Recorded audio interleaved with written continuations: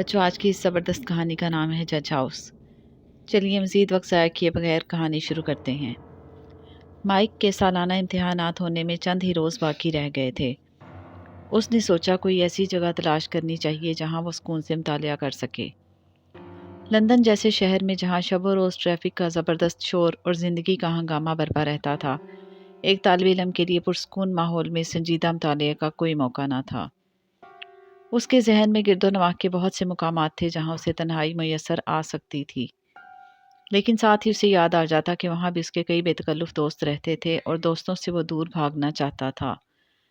تنگ آ کر اس نے ریلوے ٹائم ٹیبل اٹھایا اور آنکھ بند کر کے ایک جگہ انگلی رکھ دی۔ اس کی انگلی بین چرچ نامی ایک دور افتادہ گاؤں پر پڑی۔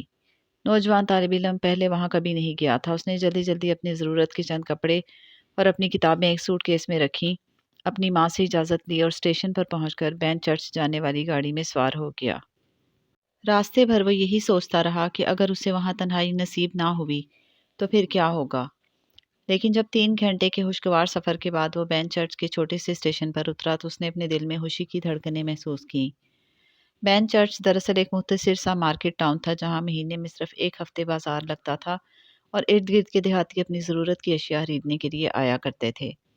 7 دن خوب رونق رہتی اور پھر 23 دن کے لیے سناٹا چھا جاتا۔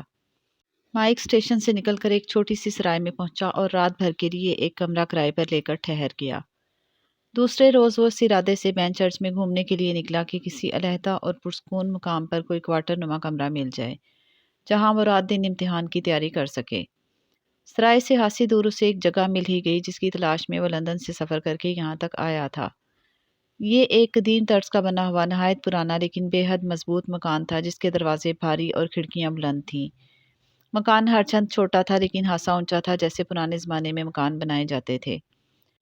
اس کے چاروں طرف پختہ اینٹوں کی بنی ہوئی ایک اونچی 4 دیواری تھی، امتداد زمانہ کے باعث جس پر سے کہیں کہیں بیرونی پلستر اکھڑ گیا تھا اور سیاہ سیاہ اینٹیں باہر جھانک رہی تھیں۔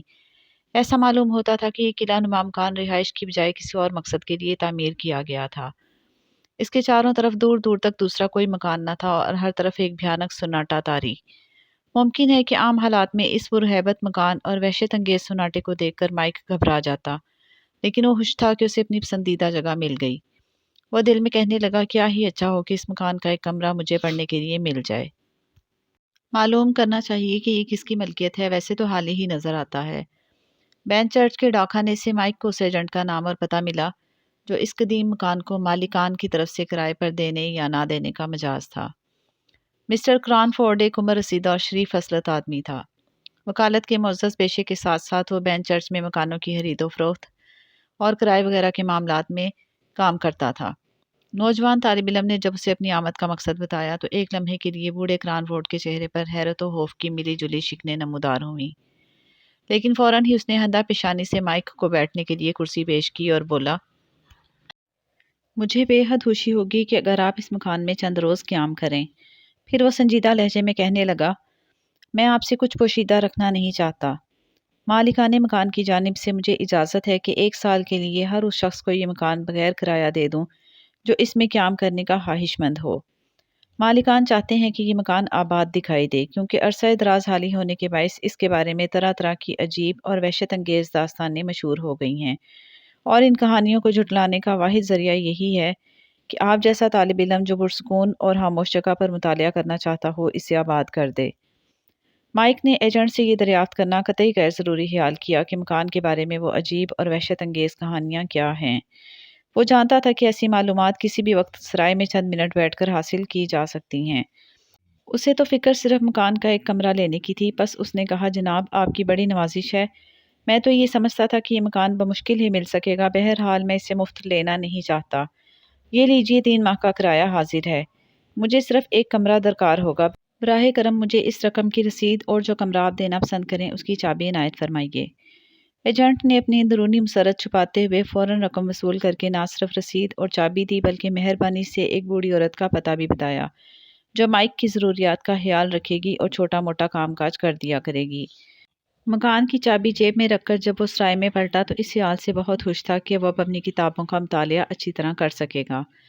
سب سے زیادہ اسے ریاضی کا فکر تھا کہ اس مضمون میں وہ بے حد کمزور تھا۔ سرائے کی مالکہ خوش مزاج اور عمر رسیدہ عورت تھی۔ مائک سیدھا اس کے پاس گیا اور بتایا کہ قریب ہی ایک خالی مکان اسے کرائے پر مل گیا ہے اور وہ آج ہی اس میں منتقل ہو جائے گا۔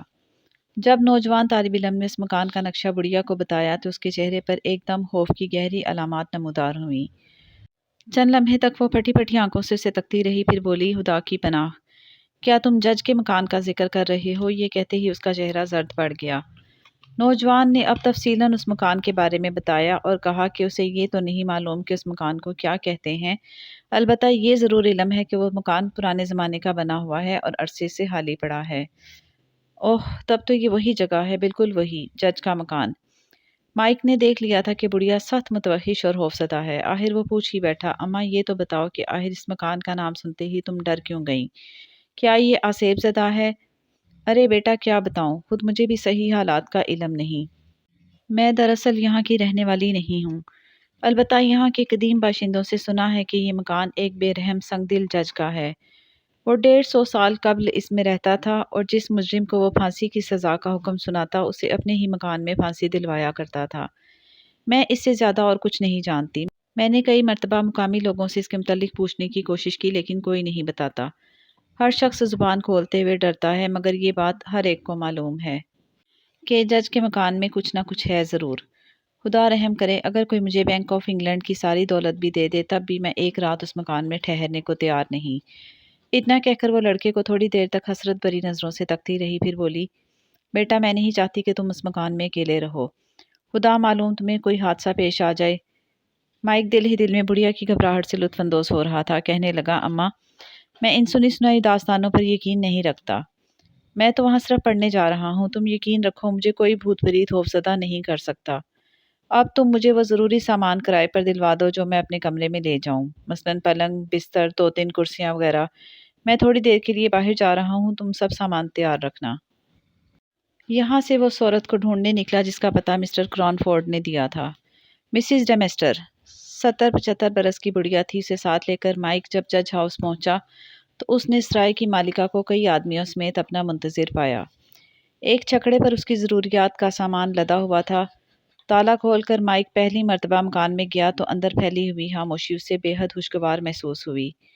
گھوم پھر کر اس نے ایک ایک کمرے کا جائزہ لیا، آخر اس نے کھانے کے کمرے میں اپنا بستر جمانے کا فیصلہ کیا۔ یہ کمرہ خاصا وسیع و عریض تھا اور اس میں مائک کی تمام چیزیں آسانی سے سما سکتی تھیں۔ اس نے آدمیوں سے کہا کہ وہ سب چیزیں اس کمرے میں رکھ دیں۔ سامان رکھوا کر سرائے کی مالکہ جب جانے لگی تو اس نے مائک کو نصیحت کی کہ اگر وہ اب بھی اپنا ارادہ تبدیل کر دے تو اسے بے حد خوشی ہوگی۔ مگر طالب علم نے نفی میں گردن ہلاتے ہوئے کہا، اماں اب تو میں 2-4 بھوتوں کو دیکھ کر ہی یہاں سے جاؤں گا۔ جب وہ اپنے آدمیوں کو لے کر چلی گئی تو مائک نے مسز ڈیمیسٹر سے کہا، مسز ڈیمیسٹر کیا تم بھی بھوتوں سے خائف ہو؟ بڑھیا نے اپنی گول گول آنکھیں گھمائی، سینے پر سلیب کا نشان بنایا اور بولی، بیٹا میری اتنی عمر ہونے کو آئی میں نے آج تک کوئی بھوت نہیں دیکھا۔ ممکن ہے بھوتوں کا کوئی وجود ہو مگر وہ انہی لوگوں کو ڈراتے ہیں جو وہمی قسم کے ہوتے ہیں۔ رات کے وقت ہمیں ہر شے بھوت دکھائی دیتی ہے۔ اب اس کمرے کو دیکھ لو، سینکڑوں برس پرانا ہے۔ کیا یہاں چوہوں کے بل نہ ہوں گے؟ جب وہ رات کو ادھر ادھر پھریں گے تو طرح طرح کی آوازیں نہ پیدا ہوں گی اور یہ معلوم نہ ہوگا جیسے کوئی بدروح کمرے میں آ گئی ہے۔ بعض اوقات کسی دروازے کی ڈھیلی چٹھنی تیز ہوا سے کھل جاتی ہے تو ہم چونک اٹھتے ہیں۔ چرچراتے ہوئے دروازے ہمیں خوفزدہ کر دیتے ہیں۔ ہوا جب کھڑکی کے ٹوٹے ہوئے شیشوں میں سے گزرتی ہے تو عجیب ڈراؤنی آوازیں پیدا ہوتی ہیں اور یہ سب باتیں آدھی رات کو ہی ہوا کرتی ہیں۔ میں انہیں کوئی اہمیت نہیں دیتی۔ تب تو اماں تم بہت دلیر ہو، نوجوان نے ہنس کر کہا۔ اچھا میں ذرا باہر ٹہلنے جاتا ہوں، تم اتنی دیر میں یہ کمرہ جھاڑ پونچھ کر صاف کر دو، اور ہاں اگر تم اسی مکان کا کوئی حصہ اپنے لیے پسند کر کے یہیں ٹھہرو تو مجھے کوئی اعتراض نہ ہوگا۔ کھانا میرے ساتھ ہی کھا لیا کرنا۔ بڑھیا نے فوراً انکار میں گردن کو جنبش دی اور کہنے لگی، نہیں بیٹا میں ایسا نہیں کر سکتی، میں اپنے گھر سے باہر رہنے کی عادی نہیں، اور غیر جگہ تو مجھے بالکل ہی نیند نہیں آتی۔ میں ہر روز یہاں آ کر دیکھ بھال کر جایا کروں گی۔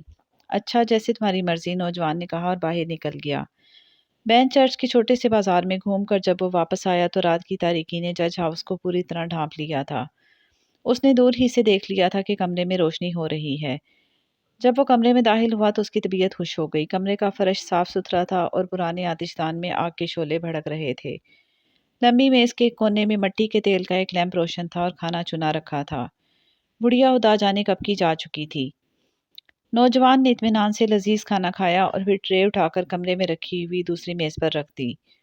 یہ شاہ بلوت کی لکڑی کی بنی ہوئی ایک بہت پرانی میز تھی جو پہلے ہی سے اس کمرے کے وسط میں رکھی ہوئی تھی۔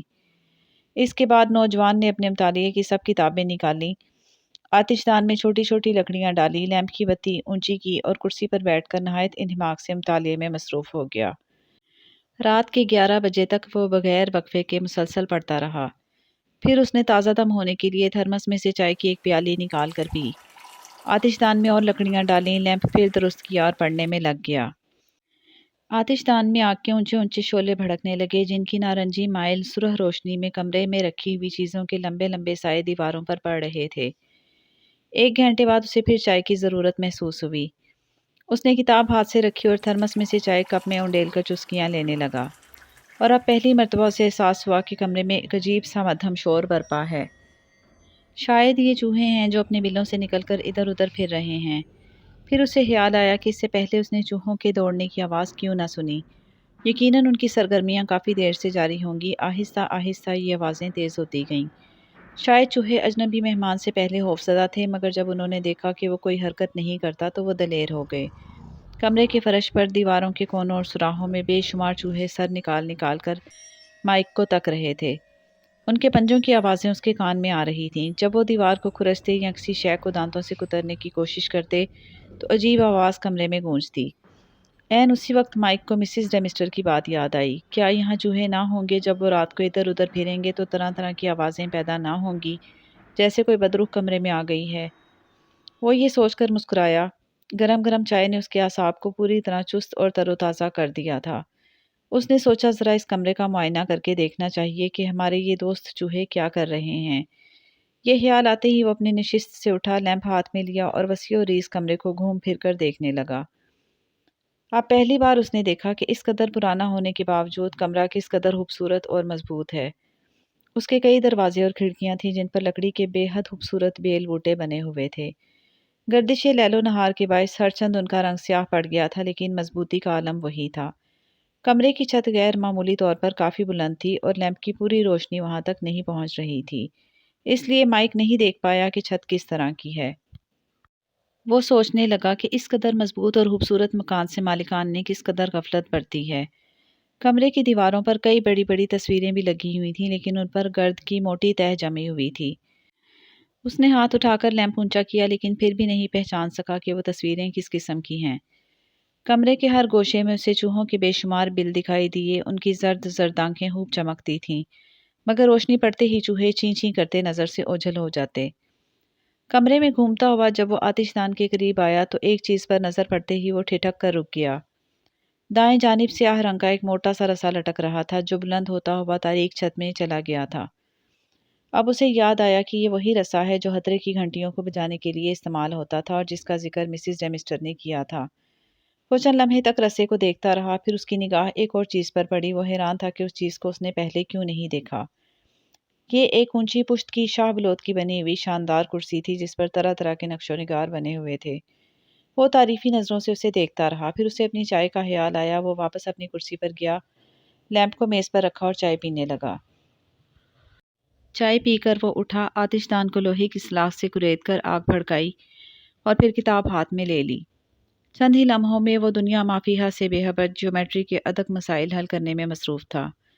شروع میں تو اس کے کانوں میں چوہوں کے بھاگنے، دوڑنے اور چیں چیں کرنے کی آوازیں آتی رہیں، مگر وہ اب ان آوازوں کا عادی ہو چکا تھا، بالکل اسی طرح جیسے کمرے میں رکھے ہوئے کلاک کی ٹک ٹک کے ہم عادی ہو جاتے ہیں۔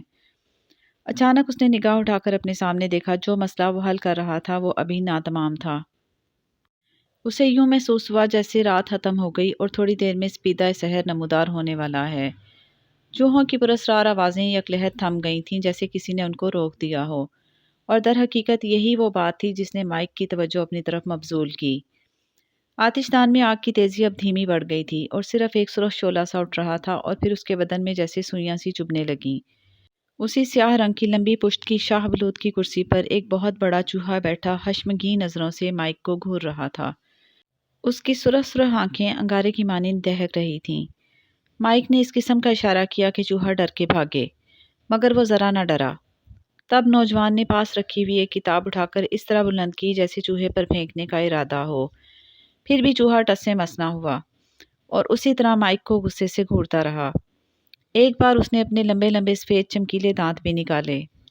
نوجوان نے حیرت و خوف کے ملے جلے تاثرات کے ساتھ لپک کر آتش دان کو ریدنے والی لوہے کی سلاح اٹھائی اور اسے مارنے کے لیے اٹھا، مگر اس سے پیشتر کہ وہ چوہے پر وار کرتا چوہا کرسی سے فرش پر کودا اور آنن فانن ہتھرے کی گھنٹیوں کے رسے پر چڑھ کے چھت کی تاریکی میں غائب ہو گیا۔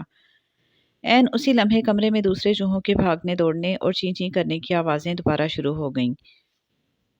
کون تھا وہ چوہا اور وہ کیوں مائک سے نہ ڈرا؟ یہ جاننے کے لیے دیکھیے اس دلچسپ کہانی کا اگلا پارٹ۔ اور بچوں، اس کے ساتھ ہی ہم اجازت چاہتے ہیں۔ آپ جلدی سے ہماری اس ویڈیو کو لائک اور شیئر کر دیں اور ہمارے چینل کو بھی سبسکرائب کر دیں۔ اللہ حافظ۔